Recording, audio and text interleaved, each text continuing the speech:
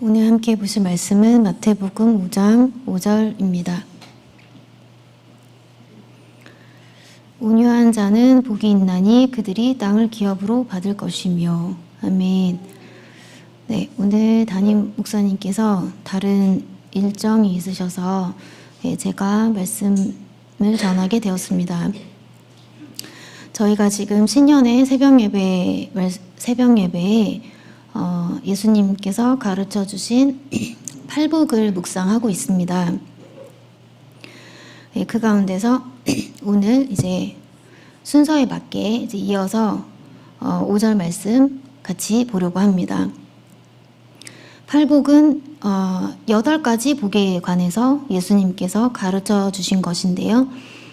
이런 마음을 품고 또 너희가 이렇게 살면 하나님께서 베푸시는 복을 받을 수 있다라는 그런 가르침입니다.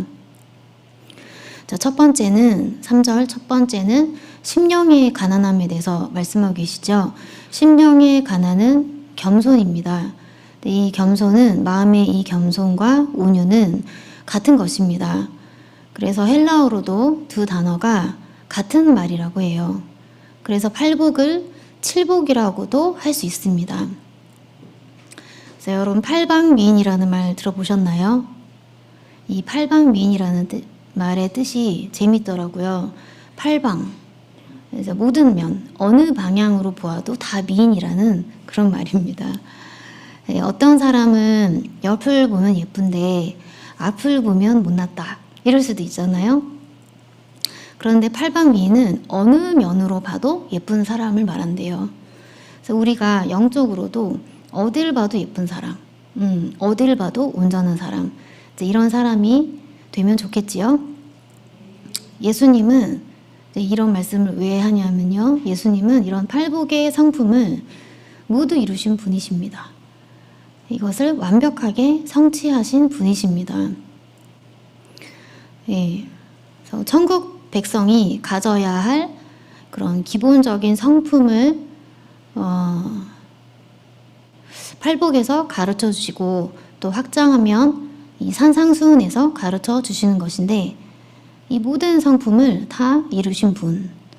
네, 그래서 우리가 매해 신년이 되면 산상수훈을 많이 묵상합니다. 새해 초가 아니어도 1년에 한 번 이상은 꼭 산상수훈 말씀 묵상을 하는 것 같아요. 우리가 올해 이 말씀을 묵상하면서 예수님을 더 깊이 생각하고 그래서 이전보다 우리가 더 예수님의 성품을 닮아가는 또 그런 한 해가 되기를 소망합니다. 팔방이라고 했는데요. 또 팔복이라고 했거든요. 그래서 우리가 나는 이 면에서 참 부족하구나. 나는 이 긍휼히 여기는 마음이 부족하구나. 나는 온유한 마음이 부족하구나. 이렇게 내가 어떤 한 면에서 이렇게 못난 모습을 발견할 수 있습니다. 우리가 그럴 때 절망하지 말고 그 면을 예수님은 어떻게 사셨을까?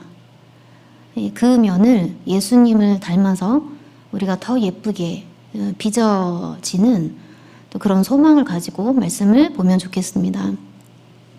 우리는 부족하기 때문에 그래서 늘 주님의 온전하심을 바라봐야 합니다.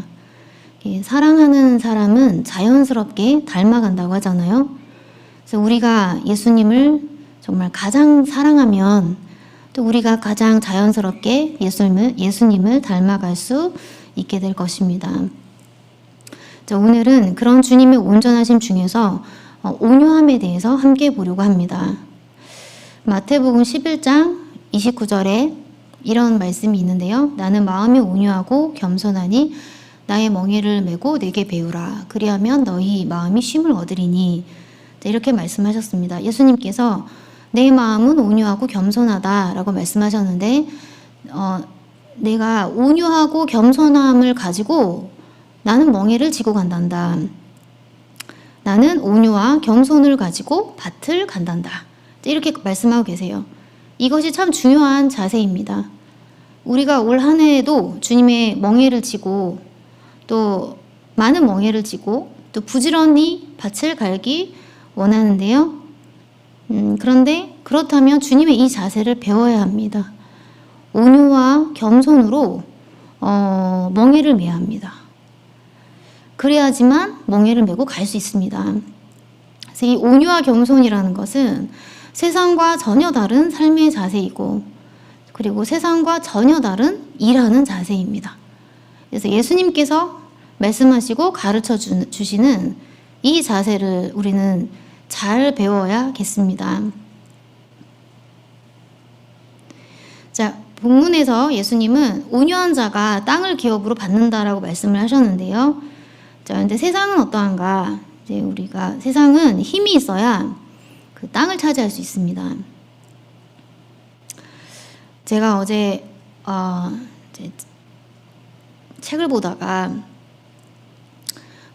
이제 세계 대전에 관해서 이제 하루 종일 좀 많이 찾아보게 됐었거든요. 세계사에 있는 그런 많은 전쟁들에 대해서 찾아보게 되었는데, 그래서 오늘 이제 이렇게 말씀을 전하게 될 줄은 모르고 이제 전쟁에 대한 많은 자료들을 찾아보게 됐었어요. 근데 그걸 보다 보니까 전쟁을 왜 했을까? 이런 내용이에요. 다른 나라의 땅을 차지하기 위해서, 거기에 풍부한 식량을 차지하기 위해서, 그 나라의 풍부한 원료를 차지하기 위해서 힘으로 쳐들어가서 전쟁이 일어나더라고요. 그러니까 정말 힘으로 땅을 차지하려고 하니까 전쟁이 일어났습니다. 근데 어제 계속 보다 보니까 나라들의 그 전쟁 이야기가 사람들의 이야기로 보이더라고요. 내가 어느 나라와 어느 나라의 전쟁 이야기가 사람과 사람의 이야기로 보였어요. 내가 차지하고 얻기 위해서 어제 친구로 지내다가 오늘 갑자기 적으로 돌변하고, 또 어제 적이었는데 오늘 동맹을 맺더라고요. 그리고 또 힘을 더 키우기 위해서 그 약한 이들을 이렇게 포섭을 합니다. 그리고 이런 전쟁의 소용돌이 속에서 많은 사람들이 죽어가고 있는데 또 이익만 챙기는 사람들도 있더라고요. 중립을 지킨다고 하면서 이익만 또 챙기는 나라가 있더라고요. 네, 이제 이런 것이 전쟁의 이야기더라고요. 세상에서 가장 중요한 것은 지금도 세상에서 가장 중요한 것은 힘입니다. 힘이죠. 그래서 이 힘이 지식에서 나온다고 생각하는 사람들은 지식의 힘을 기르고, 물질에서 나온다고 생각하는 사람들은 열심히 돈을 벌려고 해요. 권력에서 나온다고 생각하는 사람들은 어떻게 해서든지 권력을 차지하려고 합니다. 그래서 이 힘을 키우려고 하는 거죠. 자, 그런데 이사야서 2장 3절과 4절에 이제 이런 말씀이 있습니다. 이사야 선지자의 예언의 말씀인데 평화를 노래하고 있습니다. 오라 우리가 여호와의 산에, 이사야서 2장 3절과 4절.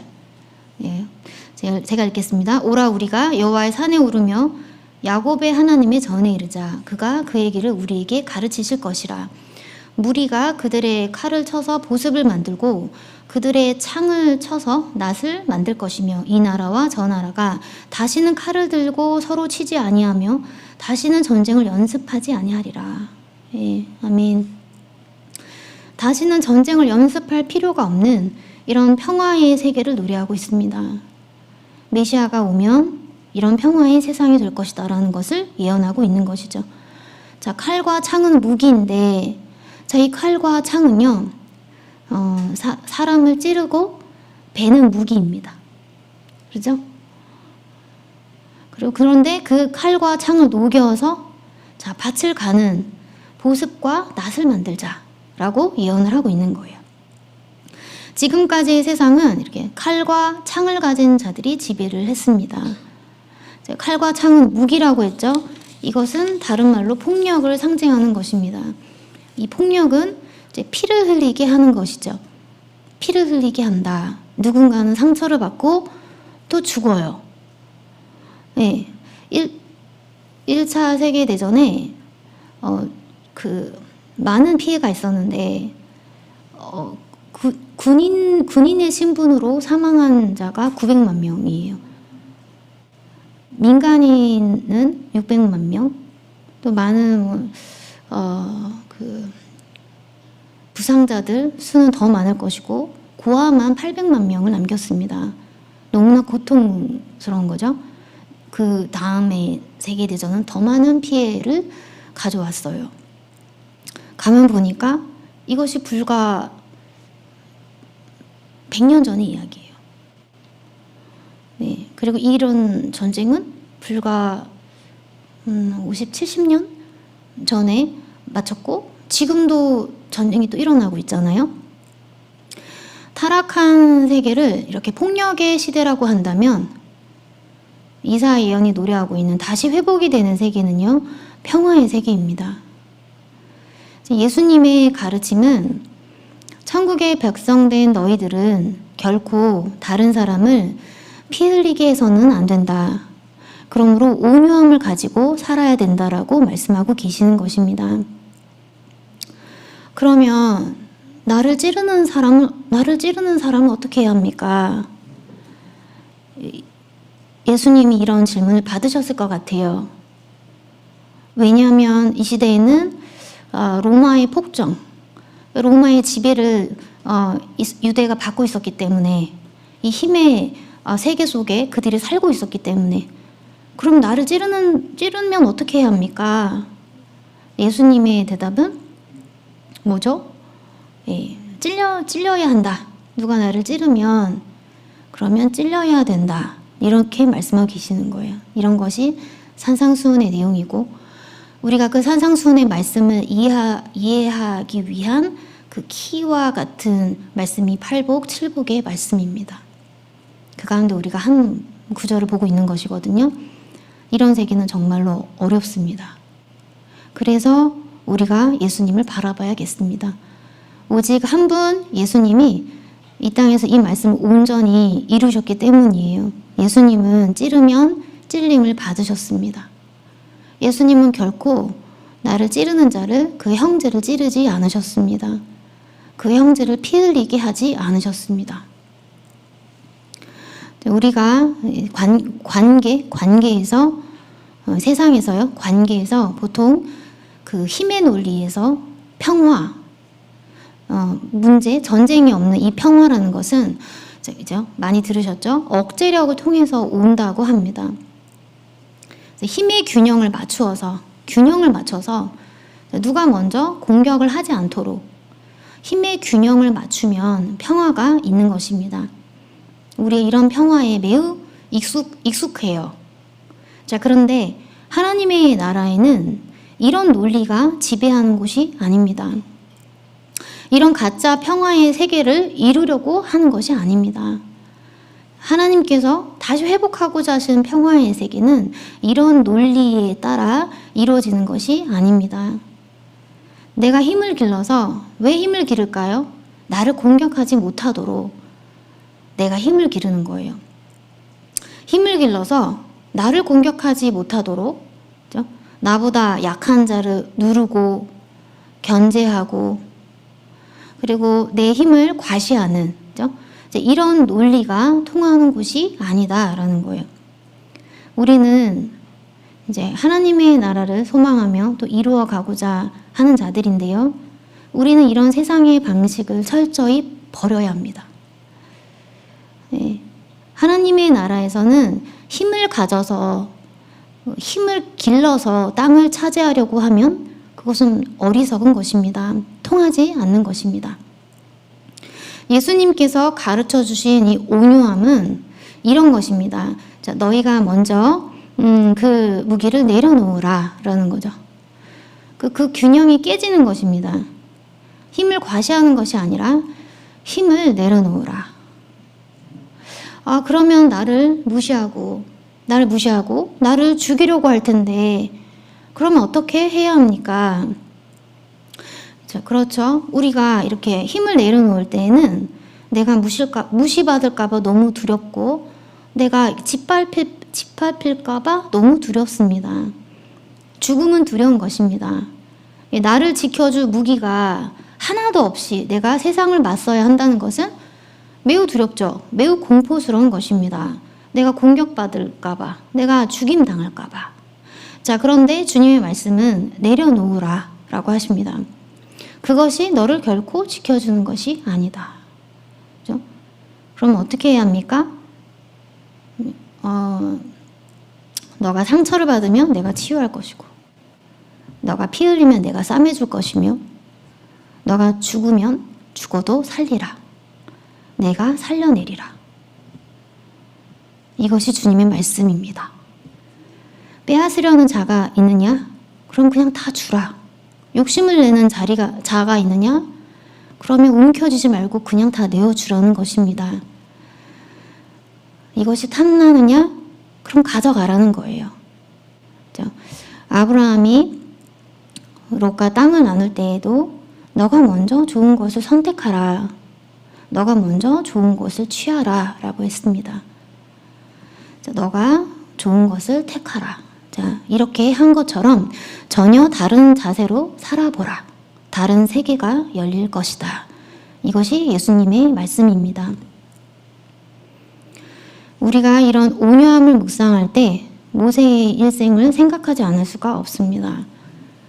모세의 일생은 정말로 파란만장하고 그리고 그 일생 가운데 수많은 교훈들이 담겨 있습니다.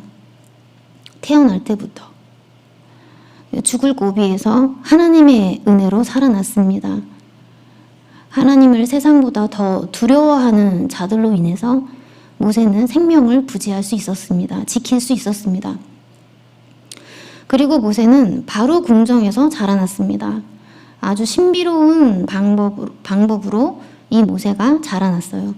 모든 행사와 지식에 능한 사람으로, 아주 실력자로 자라났습니다. 그리고 어느 날 하나님께서 모세를 자기 백성의 구원자로 부르셨어요. 이때 모세는 궁정의 화려함과 부귀영화, 높은 자리를 다 버리고 사명을 따라 순종했습니다. 굉장한 믿음이죠? 그러나 이 모세 안에는 세상 한복판에서 자라났기 때문에 자기도 모르게 세상의 방식, 뭡니까? 폭력과 혈기가 가득했습니다. 그래서 자기 백성을 핍박하는 자를 죽여버렸어요. 그런데 이것은 하나님께서 기뻐하시는 방식이 아니었습니다. 자, 우리는 하나님이 기뻐하시지 않는 방식, 정당하지 않다고 하시는 방식을 따라서 일해서는 안 됩니다. 그래서 모세는 도망하였고, 그리고 그 도망간 모세를 하나님께서 다시 부르시죠. 자, 도망간 모세가 어디로 갑니까? 미디안 광야로 갔어요. 자, 그 미디안 광야에 있는 모세를 하나님께서 다시 부르시죠. 이것이 세컨드 찬스입니다. 모세에게 너무나 결정적인 실수를 했던 모세에게 하나님께서 이 두 번째 기회를 주세요. 이것이 은혜입니다. 우리의 인생에도, 우리의 사역에도 하나님께서 이렇게 세컨드 찬스를 주십니다. 이것이 은혜예요. 모세는 이 미디안 광야에서 양을 치면서 목자의 마음을 가지게 됩니다. 하나님께서 지금 모세를 구원자로, 지도자로 세우시는 것인데 이 지도자에게 무엇이 필요했나? 이 목자의 마음이 필요했거든요. 이 목자의 마음을 배우는 것이 리더십의 기본이라고 할 수 있습니다. 하나님 나라의 리더는 다 목자들인 거죠. 이 목자의 마음을 가진 자가 리더가 되어야 합니다. 이 목자의 마음은 폭력이 아니거든요. 힘과 폭력으로 양을 케어할 수 없어요. 힘으로 양을 지배하고 누르는 것이 아니기 때문입니다. 40년 동안 양을 지키고, 그렇죠? 양을 케어하고 보살피면서 모세 안에 있는 폭력과 혈기가 빠져요. 그래서 이 땅에 이보다 더 유순한 자가 없다라는 증거를 받잖아요. 우리도 목양을 하면서 우리 안에 있는 폭력성, 혈기, 또 우리 안에 있는 세상의 방식들 다 빼낼 수 있기를 바랍니다. 아멘. 자, 그리고 우리는 신앙생활을 하면서 그 많은 고난을 겪습니다. 고난이 없다면 너무나 좋겠지만 사도 바울은 그리스도 안에서 겪는 이 고난이 사실 성화의 과정 가운데 있는 우리에게 너무나 유익하다라고 말하고 있습니다. 로마서 5장 3절과 4절에 다만 이뿐 아니라 우리가 환난 중에도 즐거워하나니 이는 환난은 인내를, 인내는 연단을, 연단은 소망을 이루는 줄 알미로다. 아멘. 이렇게 말하고 있습니다. 그 구원의 기쁨을 노래하고 난 이후에 바울은 바로 구원받은 자들이 삶에서 겪는 환난을 말하고 있습니다. 자, 그런데 그 환난이 유익이 있다고 말합니다. 어떤 유익이 있는가 하면 환난이, 어떤 고난이, 고생이 우리를 인내하게 한대요. 자, 혈기의 반대가 인내거든요. 우리가 혈기를 빼내려면 우리는 인내를 배워야 하거든요. 그런데 우리가 환난의 자리에서 인내를 배운다라는 말이에요. 그렇기 때문에 우리에게 환난이 유익하다라는 것입니다. 환난은 견뎌야만 하거든요. 뭘 다른 걸 할 수가 없어요. 고난의 자리에서, 고생의 자리에서 다른 걸 할 수가 없어요. 어떤 기술이 필요하지 않아요. 오직 참고 견디는 것이 필요합니다. 그것이 지나갈 때까지 참고 견뎌야 돼요.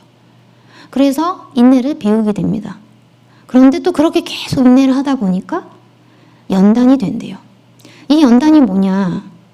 이거는 우리 속에 있는 폭력성, 혈기, 우리 안에 있는 어떤 죄적인 찌꺼기들을 다 녹여서 순금이 되게 한다라는 것입니다. 영어로 연단이라는 것을 캐릭터라고 되어 있습니다. 자, 이것은 하나님이 우리에게 주신 본래의 성정, 하나님의 형상이 드러나도록 찾아지도록 한다라는 말이에요. 폭력과 혈기, 이런 죄적인 찌꺼기 모든 것들은 다 우리의 것이 아니거든요.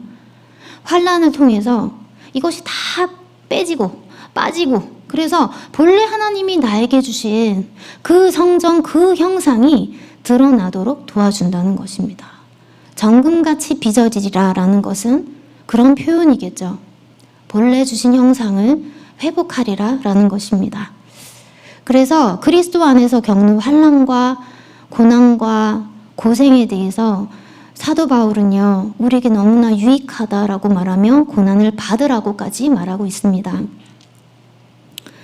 우리 교회가 천국이 되고 또 우리의 가정이, 우리 일터가 천국이 되면 너무나 좋겠죠. 교회는 어떤 곳인가? 교회 공동체는 그 천국을 연습하는 곳입니다.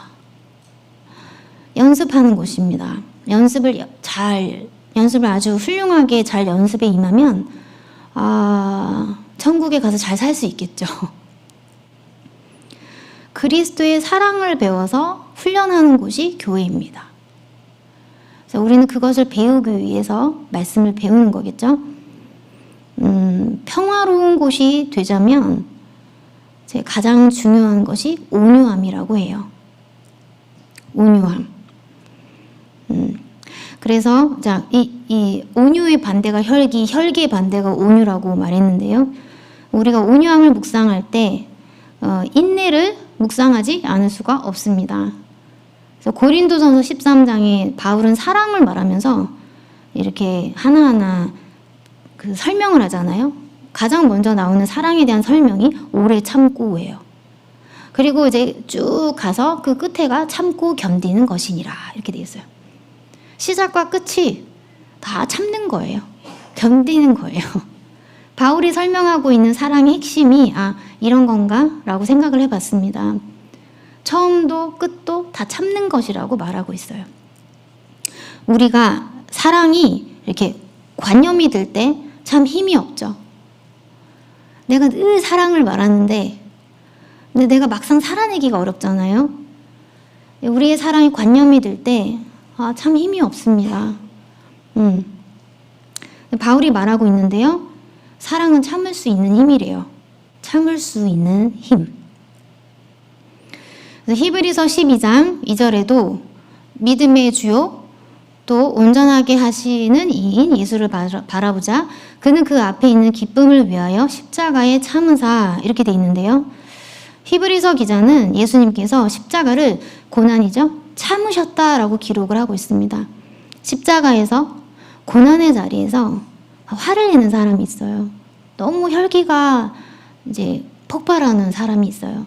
우리가 그러기가 쉽죠. 고난의 자리에서 강팍해지기가 쉽죠. 그런데 예수님께서 십자가에서 그 고난의 자리에서 화내지 않으시고 우리를 향한 사랑으로 십자가를 지시면서 화내지 않으십니다. 화내지 않으십니다. 오래 참으셨습니다. 이 인내하는 마음, 오래 참음, 이것이 주님이 보여주신 우리를 향한 사랑이에요. 이 사랑이 정말 힘이 있죠. 주님은 사랑에 힘이 있으셔서 그 사랑의 힘으로 정말 참으셨어요. 우리 안에 혈기가 있습니다.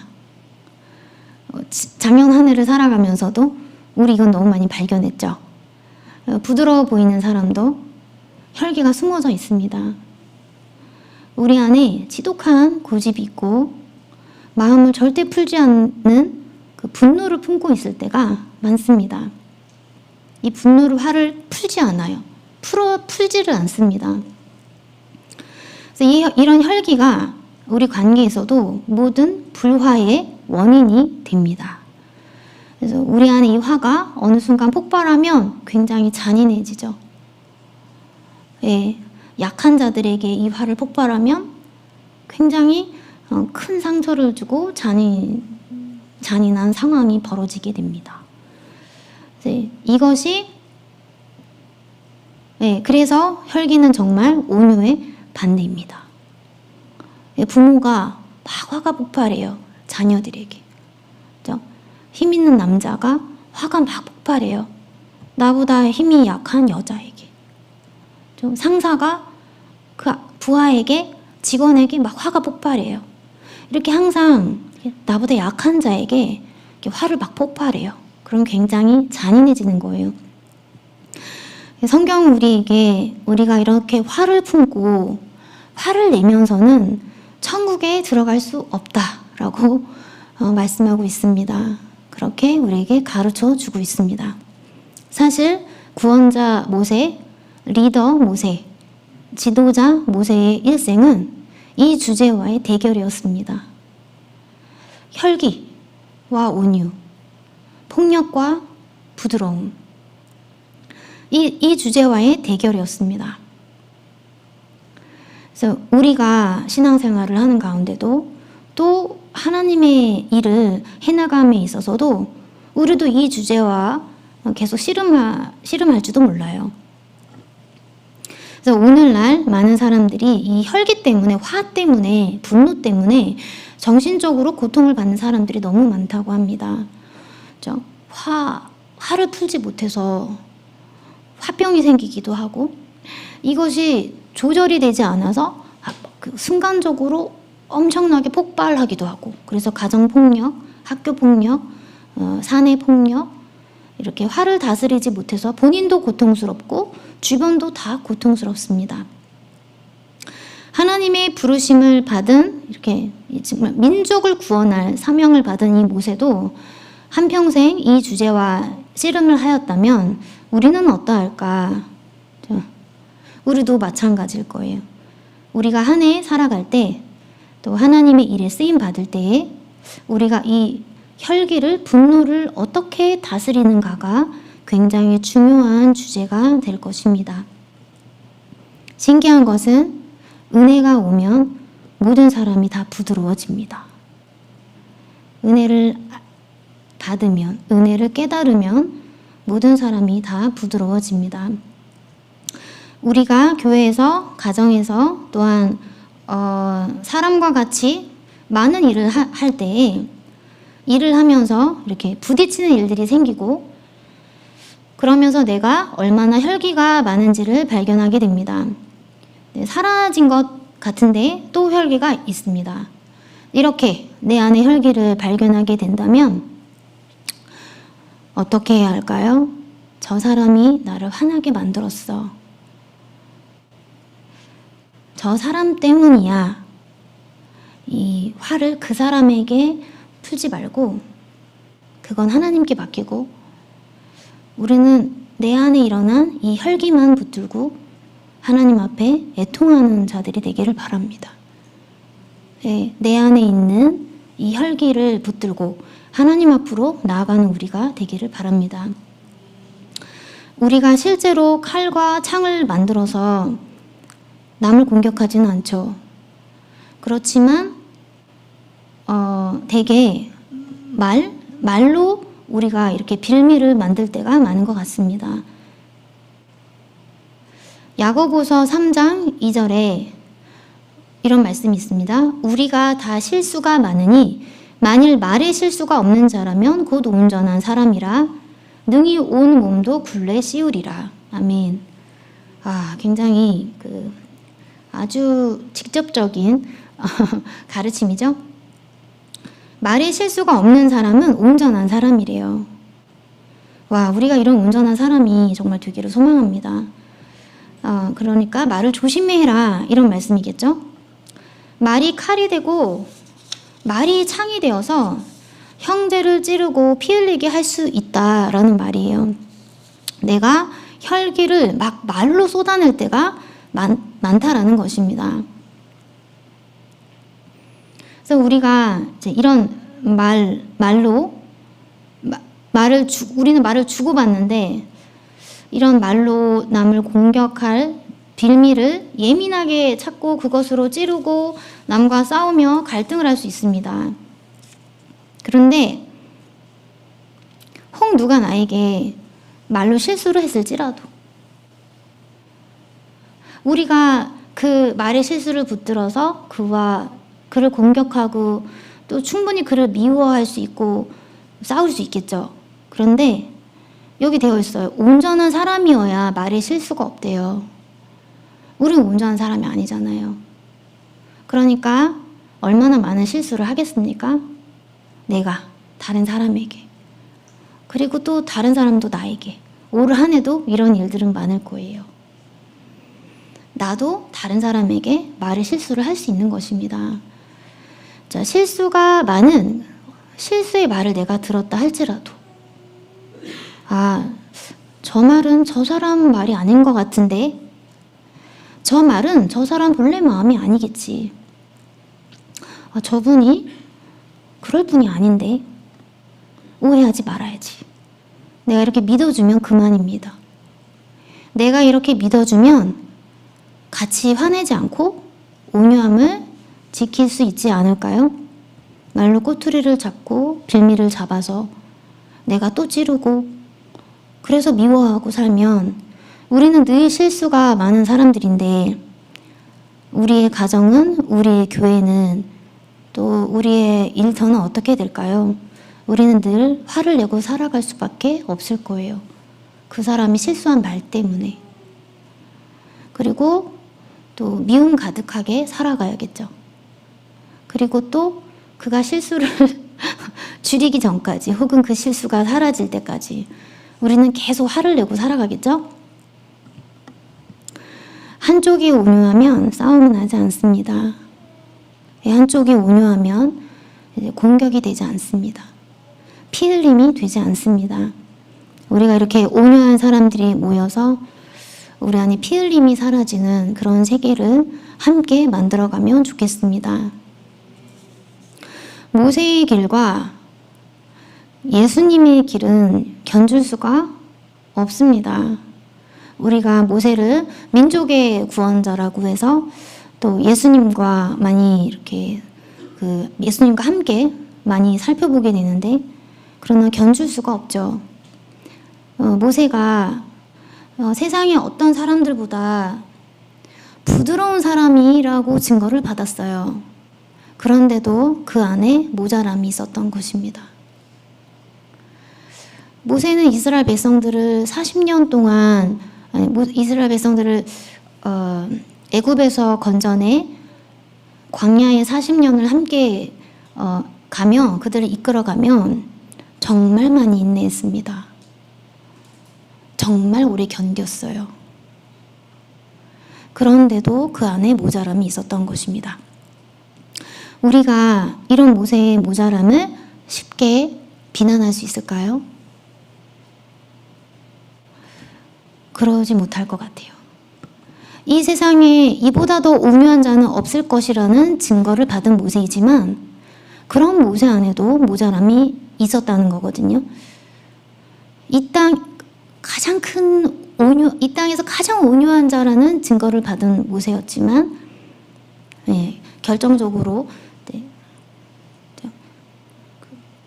반석을 2번 치는 그런 문제가 생기게 되었습니다. 모세는 모자랐지만 그리스도는 온전하십니다. 어디를 보아도 온전하십니다. 이 온유함에서 가장 온전하신 분이세요. 저는 이 모세의 이야기를 이렇게 묵상하면서 위로도 받고 또 은혜도 받았습니다. 정말 온전한 자였지만 이렇게 큰 증거를 받을 만큼 온유한 자였지만 그러나 부족했구나. 이렇게 사람은 부족할 수 있구나.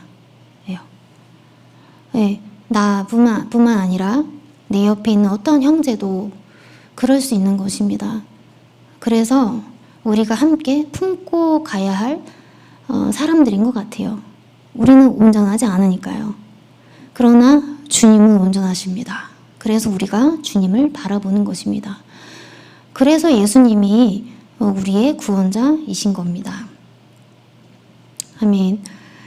이렇게 천국은 온유한 자들이 힘을 얻고 온유한 자들이 힘을 얻는데요. 온유한 자들이 힘을 얻고 또 온유한 자들이 땅을 얻게 되는 곳입니다. 그래서 예수님은 찌르면 찔리시고 그래서 물과 피를 쏟으시며 그 폭력 앞에 그 힘 앞에 가장 약하신 분이셨는데 그런데 이 땅에 이 모든 사람들의 마음을 얻으셨습니다. 저와 여러분의 마음을 얻으셨죠. 우리 마음을 차지하셨죠. 주님이 보여주신 이 온유함이 정말로 우리 마음에 우리 삶 가운데 들어와서 이것이 자리 잡을 때 하나님이 주시는 그 땅을 얻게 될 것입니다. 우리가 주님을 닮아서 이런 온유한 자들이 되기를 한 해도 소망하고요. 또 온유한 자들이 땅을 기업으로 받는 이런 은혜가 우리 교회 안에 가득 넘치기를 또한 바랍니다. 아멘. 기도하시겠습니다. 사랑의 주님, 오늘 우리가 예수님께서 가르쳐 주신 말씀 함께 묵상하게 하심에 감사드립니다. 예수님께서 이 모든 아름다운 성품을 우리에게 보여주시니 너무나 감사합니다. 그러니 우리가 주님을 더 온전히 사랑하며 주님을 더 온전히 바라보며 닮아가는 올 한 해가 될 수 있도록 주여 저희들을 인도하여 주옵소서. 말씀 앞으로 우리를 인도하여 주옵소서. 주님 앞으로 우리를 인도하여 주옵소서. 온유한 자에게 하나님의 그 땅을 기업으로 주신다 하였습니다. 주여 하나님의 그 땅을 얻는 자들은 온유한 자들이 되어야 한다고 말씀하셨습니다. 그러나 이 땅에 어느 누구도 주님의 온유함을 온전히 따라갈 수는 없습니다. 우리가 이 땅을 살아가는 동안 우리 안에 이 연약함을 주께 고백하오니 우리를 긍휼히 여겨주시고 주여 이 온유의 법도를 더욱 우리가 배워 서로를 품으며 서로를 용납하며 서로의 손을 잡고 함께 천국의 문으로 나아가는 저희가 다 될 수 있도록 인도하여 주옵소서. 우리가 어느 한쪽이 온유하면 그 온유한 자를 통하여서 또한 이 사랑의 세계는 흐를 수 있습니다. 갈등이 일어나지 않으며 문제를 해결할 수 있습니다. 우리가 함께 가며 부족한 우리가 때로는 한쪽이 더 온유함을 세우고 또 한쪽이 더 온유함을 세워서 서로가 서로의 손을 잡고 부족함을 붙들며 함께 나아갈 수 있도록 도와주옵소서. 이 교회 안에 이 놀라운 주님의 온유가 흐르게 하시며 또한 올 한 해 우리가 많은 곳에서 이 온유를 더욱 배워가며 주님을 닮아가는 우리의 삶이 될 수 있도록 주여 함께하여 주옵소서. 귀한 말씀으로 또한 우리를 가르쳐 주시니 감사드리며 살아계신 예수 그리스도 이름으로 기도드렸습니다. 아멘.